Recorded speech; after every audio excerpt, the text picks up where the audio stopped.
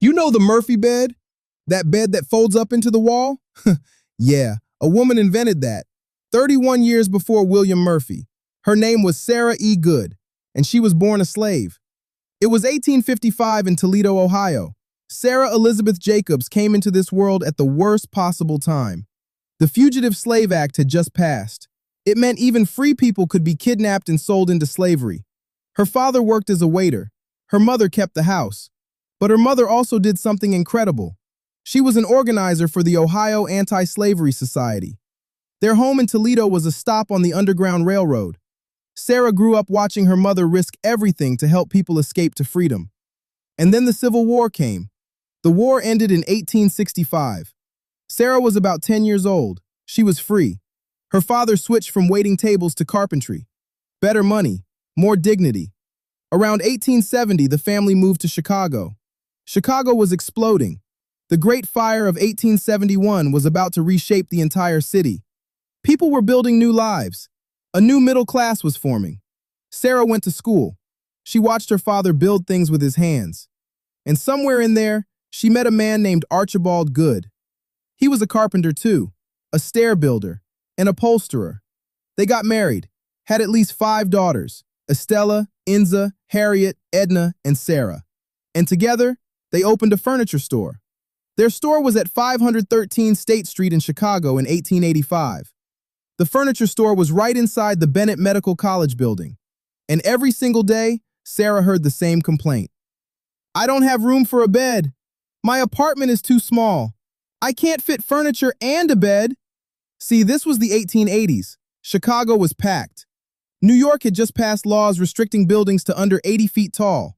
Tenements could only be 25 by 100 feet.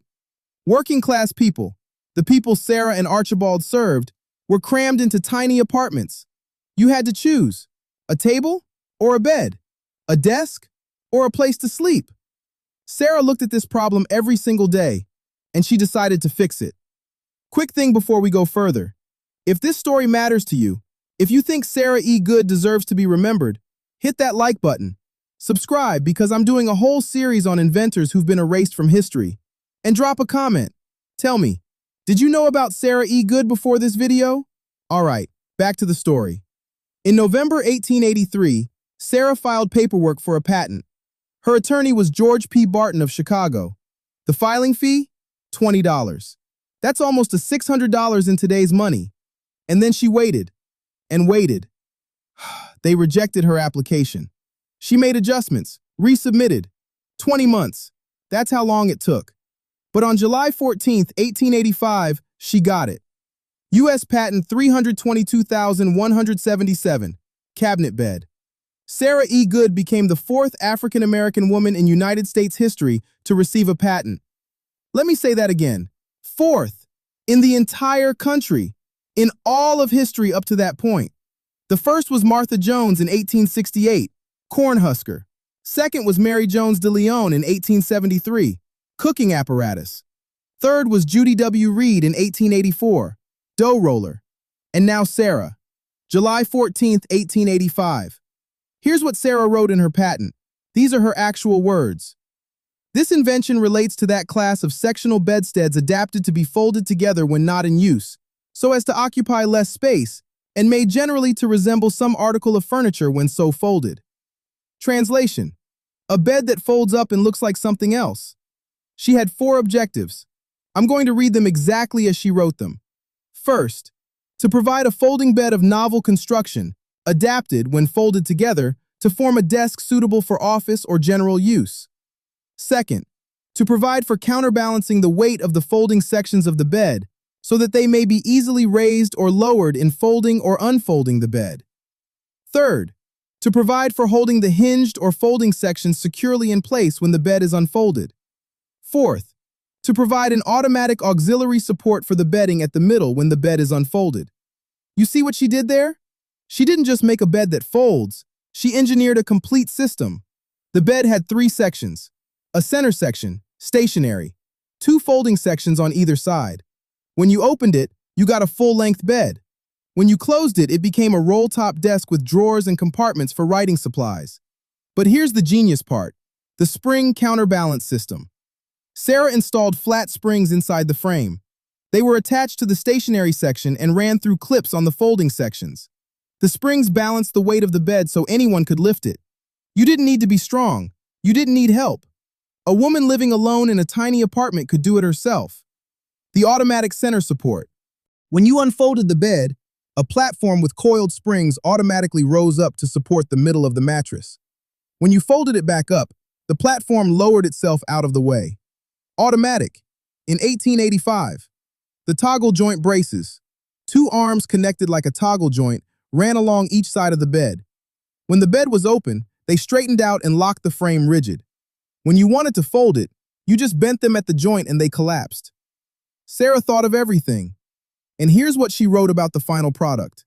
When folded together, the bed has all the appearance of an ordinary office desk and may be used as such. The entire desk, being attached to and forming a part of the head section of the bed, does not in any way interfere with the folding or unfolding of the bed, and by the novel construction thereof, the contents of the desk will be very little deranged by the turning necessary in unfolding the bed. You could keep your pens, your paper, your books in the desk, and when you opened the bed, nothing fell out. On November 8, 1883, two people witnessed Sarah's patent application. Paul A. Stalney and Archibald L. Goode. Her husband signed as a witness to her genius. In September 1884, Sarah exhibited at the 32nd Annual Illinois State Fair. The Chicago Tribune reported that S.E. Goode was showing her French flat folding bed. She was building buzz, getting ready to sell. By 1885, she and Archibald were running the store full-time. And then, the trail goes cold. By 1887, the store at 513 State Street was gone. There's a furniture listing under Archibald's name further down State Street, but no mention of the folding bed. We don't know if she sold them. We don't know if she made money. The Patent Office fire of 1836 destroyed thousands of records. But Sarah's patent was in 1885, so it survived. What we do know is this. Her husband kept inventing too. 10 years after Sarah's patent, in 1895, the Chicago Civic Federation praised Archibald Goode's invention of an automatic garbage box. It was featured in the Inter-Ocean newspaper on October 10, 1895. But here's the thing. Archibald never patented it. I searched. I went through every patent database. There's no patent under his name. He had the idea. He built it. People praised it. But he didn't protect it. Maybe he couldn't afford the fees. Maybe he didn't think it was worth it. Maybe he got discouraged. We'll never know. But it shows you something important. Sarah wasn't just an inventor. She was a businesswoman. She knew how to navigate the patent system. She knew how to protect her work. And she did it in 1883.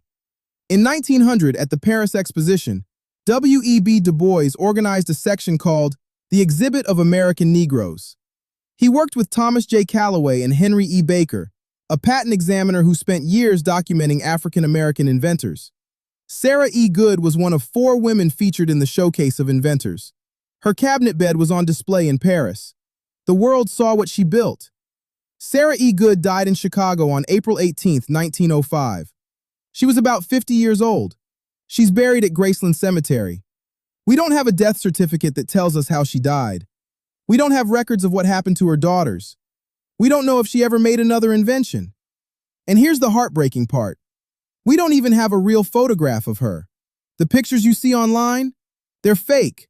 They're of a sculptor named Edmonia Lewis. People have been passing around the wrong photo for years.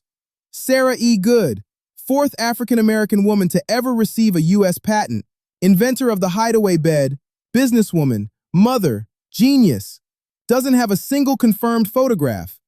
That's how thoroughly she's been erased. In 1916, a man named William Lawrence Murphy filed a patent for a bed that folded into a wall. He called it the Murphy bed. It made him famous. It made him rich. People still call it the Murphy bed today.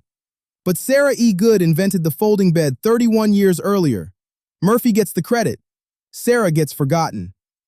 Let's put this in perspective.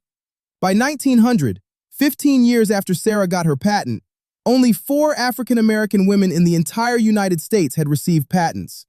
4. In a country of millions. In a country that had just fought a civil war over slavery. In a country that told women like Sarah They weren't smart enough, weren't capable enough, weren't human enough. Sarah E. Goode looked at that and said, "Watch me." Sarah's invention wasn't just clever, it was compassionate. She saw working-class people struggling. She saw them making impossible choices. She saw them living in spaces too small for dignity, and she gave them a solution. A bed at night, a desk during the day, space to live, space to work, space to breathe. That's what innovation is supposed to do. It's supposed to make life better for people who need it most. Sarah understood that. So why don't we know her name? Why does William Murphy get all the credit? Why is there no photograph? Here's the truth. History erases women of color on purpose. Sarah didn't get written about in newspapers the way white male inventors did. She didn't get her picture in magazines. She didn't get a factory named after her. She got a patent. She got her invention stolen. And she got forgotten. That's not an accident. That's a system. But here's what they can't erase. U.S. Patent 322,177. It's still there. You can look it up. You can read Sarah's words. You can see the drawings. You can see the witness signatures. You can see proof that Sarah E. Goode was a genius. And in 2012, Chicago finally started to remember. They opened the Sarah E. Goode STEM Academy in South Chicago, a school focused on science, technology, engineering, and math. A school that prepares students, especially girls, especially students of color, for careers in innovation. The school is part of the P-Tech program. Students can earn college credits while they're still in high school. They get connected to jobs in tech. They're building the future, just like Sarah did. Every time you see a Murphy bed, think about Sarah. Every time you see a futon, a sleeper sofa, a hideaway bed, think about Sarah. Every time you see someone solve a problem with creativity and compassion, think about Sarah. She was born into slavery. She grew up watching her mother risk everything to help people escape. She learned carpentry from her father. She married a man who supported her genius. She opened a business. She listened to her customers. She saw a problem, and she fixed it. In 1883, she walked into a patent office and said, "I have an invention." And they said, "Prove it." And she did. 20 months, $35, rejections, revisions, persistence. And on July 14, 1885, she became the fourth African-American woman in United States history to hold a patent. Fourth, out of millions. Sarah E. Goode died 50 years old. We don't know if she made money from her invention. We don't know if she ever felt proud of what she accomplished. We don't even know what she looked like. But we know this. She mattered. She innovated. She changed the world. And she deserves to be remembered. If you learned something today, hit that like button. Subscribe because I'm telling more stories like this. Inventors who changed everything and got erased. Drop a comment. What other inventors should I cover? Share this video with someone who needs to know Sarah E. Goode's name. And if you want to dive deeper, I'll put links to her actual patent in the description. You can read her words. You can see her genius. Don't let her be forgotten again. Sarah E. Goode, born a slave, died an inventor, erased by history, remembered by us. I'll see you in the next one.